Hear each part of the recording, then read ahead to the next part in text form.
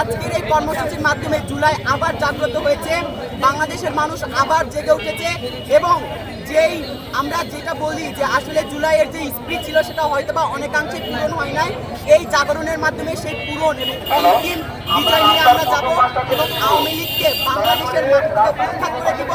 একই সাথে গোপালগঞ্জের নাম শেখ হাসিনা ভুলে যাবে, এই কর্মসূচিতে আমরা এটি প্রমাণ করব এবং আমাদের এই কর্মসূচি চলছে, এখনো পর্যন্ত আমরা অন্তিম সময় ঠিক করিনি।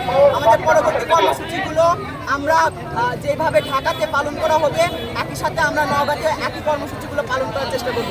গোপালগঞ্জে আমাদের এক দফার ঘোষক ফ্যাসিস্ট হাসিনা পতনের যে ঘোষক ছিলেন নাহিদ ইসলাম উনি অবস্থান করছিলেন সকাল থেকে।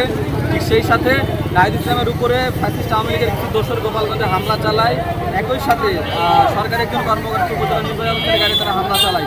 আমরা নাহিদ ইসলাম আমাদের জুলাইয়ের একটি শক্তি, তিনি বৈষম্য বিরোধী ছাত্র আন্দোলনের সাবেক নেতা। আমরা চাই না জুলাই কোনো শক্তির উপরে ফ্যাসিস্টের দোসরদের কোনো হামলা নাই, বাংলার ছাত্র জনতা মেনে নেব না।